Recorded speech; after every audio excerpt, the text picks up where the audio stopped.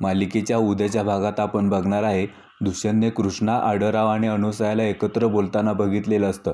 त्यामुळे दुष्यंत खूप रागात घरी निघून येतो. आता कृष्णा घरी येऊन दुष्यंतचा हात डोक्यावर ठेवून म्हणते, दुष्यंत सरकार, मला तुम्हाला एक खूप मोठं सत्य सांगायचं आहे. एक असं सत्य जे भूतकाळाच्या अंधारात आजवर दडत आले. आता इकडे बाळजाबाईने अनुसयावर परत एकदा बंदूक उचललेली असते. आडरराव पण तिथे असतात. बाळजाबाई आडररावांना म्हणते, तुमच्या पहिल्या लग्नाची पहिली बायको आज माझ्यापुढे परत एकदा हारली आडरराव.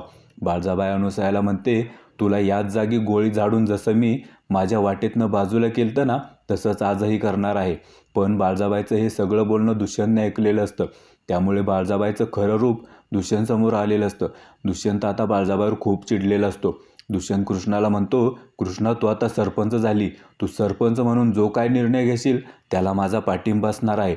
दुष्यंत म्हणतो, कृष्णा, या बाळजाबाईला पोलिसांच्या ताब्यात दे. हिला शिक्षा मिळालीच पाहिजे. मित्रांनो, उद्याचा भाग खूपच इंटरेस्टिंग असणार आहे. आता उद्या आपल्याला समजेल की दुष्यंत खरंच बाळजाबाईला पोलिसांच्या ताब्यात देतोय का.